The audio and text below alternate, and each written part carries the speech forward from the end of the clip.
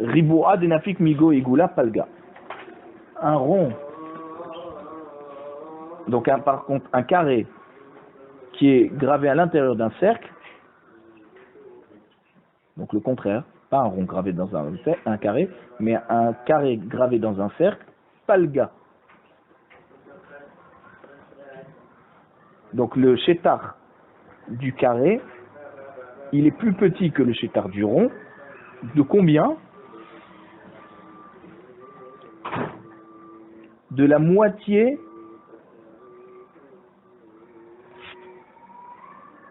du carré, c'est-à-dire de la superficie du carré qui est gravé dans le rond. Alors comment ça donne? Si on a une souka qui a, donc on a besoin d'un carré, d'accord, parce qu'on a dit Rabbi Yochanan il est d'accord avec Rabbi, que la taille minimale d'une souka c'est un mur de 4 amot, d'accord, que chaque mur fasse 4 amot, 4 amot sur 4 amot. Donc ça fait 16 amot de périmètre dans un carré. Lorsqu'on va dessiner un cercle plus grand que le carré, d'accord, ça veut dire chaque extrémité du carré sera contenue dans le cercle, alors le cercle est plus grand que la moitié de la surface du carré.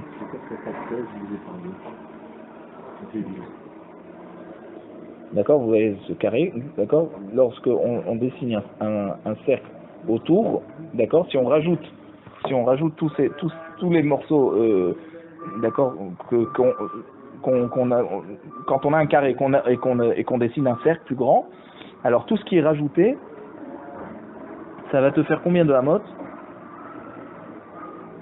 Il te dit le cercle, il est plus grand de la moitié du côté du carré.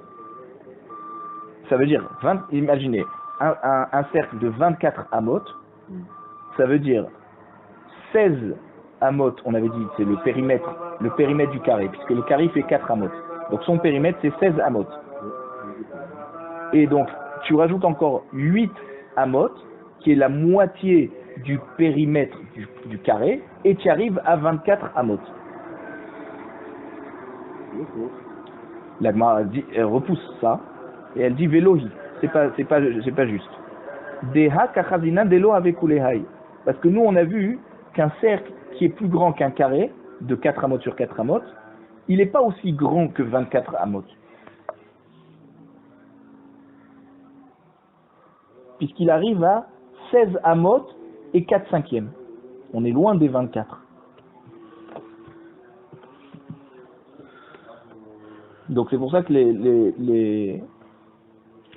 la Gemara a repoussé l'enseignement des rabbanim de Césarée. Parce que eux ils ont dit, tout simplement tu rajoutes un quart. Le cercle qui est dessiné dans un carré, alors il est plus petit de un quart que le carré. On perd un quart de superficie. Et par contre, un carré qui est dessiné à l'intérieur d'un cercle, d'accord, alors c'est la moitié. C'est la moitié de la surface du carré. Et donc on te dit, non, on voit que c'est pas autant. Puisque nous, on avait calculé tout à l'heure que quand il y a un carré de 4 sur 4, la diagonale fait 5 et 3 cinquièmes. 5 3 cinquièmes fois 3, ça fait 17 moins 1 cinquième. Et ça fait pas 24 de périmètre. Amar Rabbi Levi Mishum Rabbi Meir. Rabbi Levi nous dit au nom de Rabbi Meir. Shte sukot shel yotzrim zo lifnim mizo. Hapnimite nasuka. Donc, si on a deux soukot, alors c'est quoi yotzrim? C'est des fabricants de marmites en argile. D'accord? Alors ils avaient deux soukot, une à côté de l'autre. Et pour rentrer dans l'une, il fallait passer par l'autre. D'accord? Il y avait une souka dans une autre souka en fait. Et donc dans la souka intérieure, ouais, celle où il faut rentrer par la souka extérieure, qu'est-ce qu'ils mettaient dedans? Il habitait là-bas et il rangeait les marmites qu'il avait fabriquées. Et à la souka extérieure, ça veut dire celle à laquelle on rentre depuis la rue, alors là, il fabriquait. Et il présentait les kderot à la vente. Alors Rabbi Lévi nous dit au nom de Rabbi Meir, c'est deux soukotes, d'accord? Une à l'intérieur de l'autre. Hapnimit et la souka. La souka intérieure n'est pas une souka. Pourquoi? Parce que du fait que, même qu'on n'a pas demandé à ce que la souka soit pour Chag HaSukkot, d'accord? Il faut que la souka soit reconnaissable, d'accord? Que la personne qui est assise dedans, ça veut dire, on doit reconnaître que la personne qui est assise dedans, c'est pour faire la mitzvah de souka. Or, ce fabricant, puisque tous les jours de l'année, il habite dans cette souka, d'accord? Puisque la souka intérieure, c'est là où il habite et là où il range les kderot, d'accord? Qu'il n'a pas encore mis à la vente. Alors, on voit que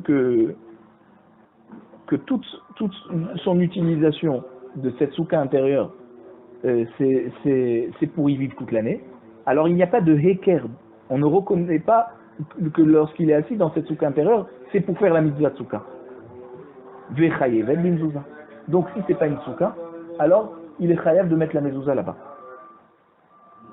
Achitsona, souka ou ptura mina mezouza. Par contre, la souka extérieure, donc c'est la souka où il fabrique les kderot et où il les vend, puisque on rentre de la rue vers cette souka, d'accord? Lorsqu'il est là-bas, alors là, à ce moment-là, il est mekayem mitzvah de souka, et donc il n'est pas tour de mettre la mezouza là-bas. Puisque c'est une souka qui est faite juste pour rentrer et sortir. La Gemara demande, Ve'amai, pourquoi la souka extérieure est pas tour de mezouza? Teheve chitsona kebet sha'ar hapnimit. La souka extérieure est comme une entrée pour la souka intérieure. Vetitrayev bimzouza mishum de lokavia. Alors, mais mezouza, question, réponse mishum de lokavia. Donc, la question c'était, on aurait dû mettre la mezouza midera banane. Pourquoi? Parce que chaque portique, entrée comme ça devant la maison, d'accord? Si c'est un vestibule par exemple, ok? On n'y vit pas dedans. Mais comme c'est le moyen d'entrer dans la maison, on met là-bas la mezouza, mais seulement midra banane. Alors pourquoi nous on dit ici dans la souka extérieure, il n'y a même pas besoin de mettre la mezouza et c'est considéré comme une souka? Mais la mezouza parce qu'au moins c'est un vestibule pour la souka intérieure qui est une vraie maison, puisqu'il vit toute l'année là-bas. Réponse, Mishum de l'Okavia. Ces soukot finalement c'est quand même pas kavua comme une dira. C'est vrai qu'il y vit là-bas, il vit là-bas toute l'année, d'accord? Mais il a une maison aussi. C'est son endroit où il fabrique, d'accord? Alors c'est vrai que toute l'année il est à l'intérieur de la souka intérieure, d'accord? Mais il a aussi sa maison.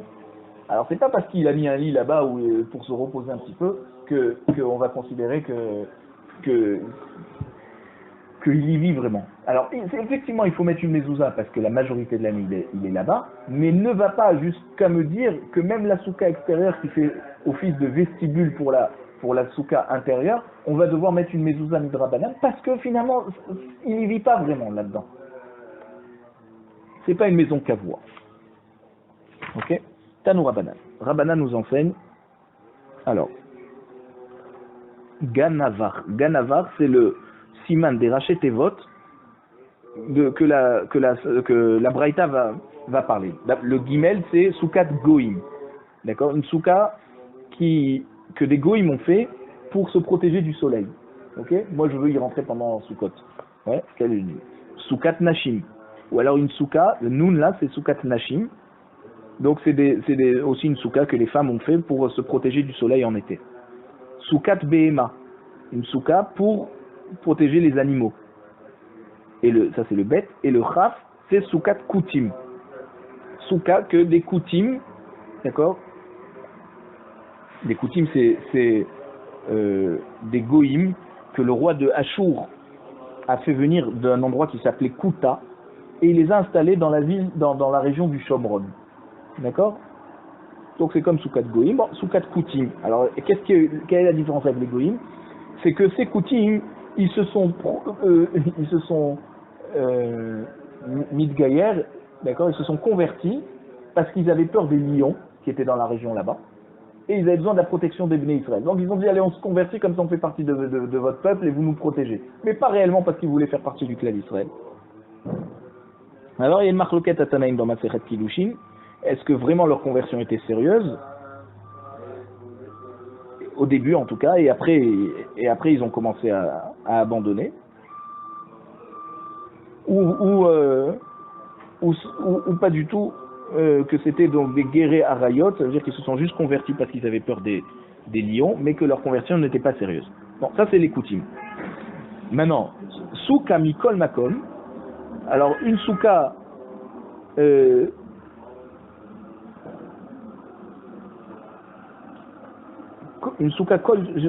kol souka shehi.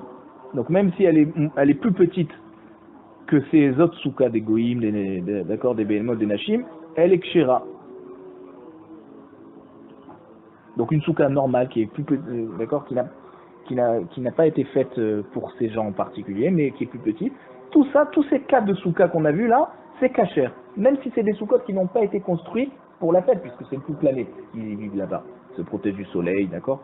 Maintenant, ou bilvad j'étais mais soukechet kilchata. Mais il faut qu'elle ait un srar, c'est kasher.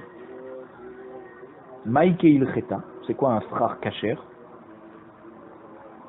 Amarafrizda, veu sheasaa letzel. Alors, lorsque voilà, le srar est bien fait, c'est-à-dire on reconnaît qu'il a été fait pour protéger du soleil, d'accord, pour faire de l'ombre. Et pas simplement pour cacher les gens qui sont à l'intérieur, qu'on les voie pas d'accord, c'est pas simplement une mérita pour qu'on les voie pas. C'est un vrai srar pour protéger du soleil.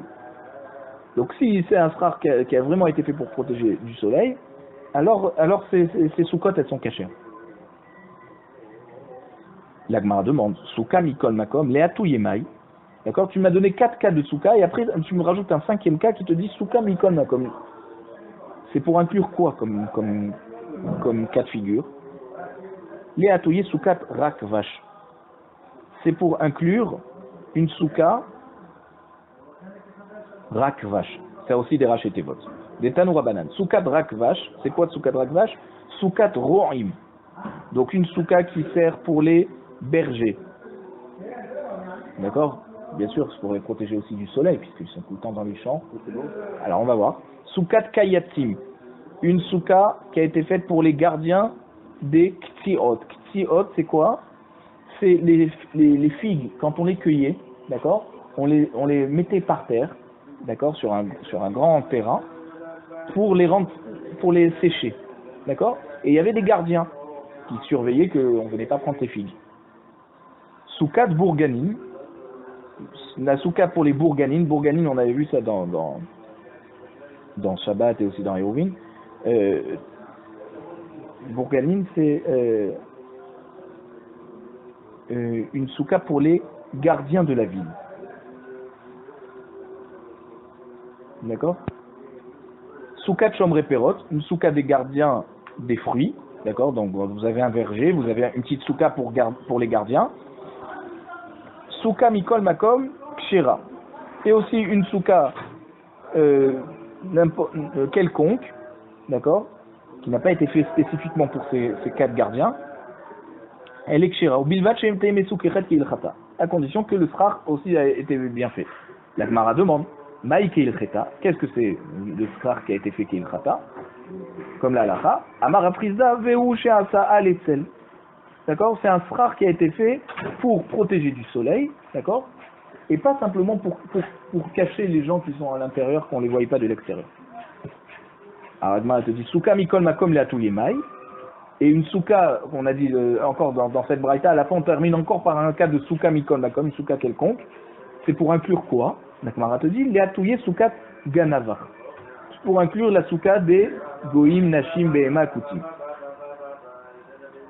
Donc en fait, ces deux braïtot, alors ces deux braïtot, elles nous ont donné chacun des cas en priorité. Ça veut dire, pour te dire que c'est plus logique, la première braïta te dit c'est plus logique d'être marchir une souka qui a été faite pour les goïms, les femmes, béhémot et koutim. Et elle te rajoute un autre cas pour te dire, tu peux être aussi marchir la souka des 4 gardiens. D'accord? Et la deuxième braïta c'est le contraire, elle te dit non, c'est plus logique d'être marchir d'abord la souka des 4 gardiens, et on te ramène un 5e cas pour te dire souka de Nashim Goïm aussi on est marchir au temps. Alors la Gemara te dit Hay Tana des Ganavar, ce Tana le Tana de la Braïta qui t'a dit d'abord que la souka des Goïm, des Nashim, Behemoth et Koutim, elles sont kshirot. Alima les Ganavar. Pourquoi il a été marchir d'Avka ces soukot en priorité? Mishum dekvi'e, parce que l'avantage de ces soukot par rapport aux soukot des gardiens de bergers et tout ça, ou de la ville, c'est des soukot qui sont fixes. C'est pour ça qu'il les a en priorité rendus cachers. Vekatana mikol makom, et il te rajoute aussi souka mikol makom, les atouye rakavash, pour t'inclure les soukot des gardiens, qu'elles sont moins bonnes que les soukottes des goïms, des nashim, d'accord? Pourquoi? Des lokvier, parce qu'elles sont pas courantes, elles sont pas fixes. Des fois, on les met à un endroit, des fois on les met dans un autre endroit, d'accord? Alors comme les bergers, ils se déplacent une fois que le terrain a été bien brouté par les animaux. Les animaux ont bien brouté ce terrain, il reste plus beaucoup d'herbe, donc ils vont dans un autre endroit brouté. Donc ils vont transposer la souka dans un autre endroit. Donc comme c'est pas kaboua, alors c'était moins facile d'être matir, c'est moins logique d'être marchir ces soukottes. Et alors le chidouche, c'est que malgré tout, c'est quand même caché. Alors maintenant le deuxième tana, la deuxième braïta, quoi. Vaïtana des rakavash, le tana qui t'a dit en priorité que la soukotte des gardiens, elle est cachère. Alimale rakavash, pourquoi il te dit en priorité celle des gardiens? Dibne chiyuva ninhu. D'accord? Qui est ces gardiens? C'est des juifs. Et les juifs, ils sont chayav de la mitzvah souka. Donc c'est pour ça que leur souka en priorité, elle a été rendue cachère par ce tana. Vetana mikol makom, et il t'a rajouté une souka mikol makom, les atouye ganavar pour t'inclure celle des goïm, ou nashim, des lav benechi uvaninu, ils sont pas chayav de soukot, d'accord? Et tu aurais pu penser que finalement leur souka aussi elle est pas kshira. Non, finalement le tana est venu être mechadesh, que c'est malgré tout c'est cachère. Mais pourquoi il a choisi d'abord de parler en priorité et voilà de la souka des gardiens? Parce que les gardiens sont chayav de la mitzvah de souka.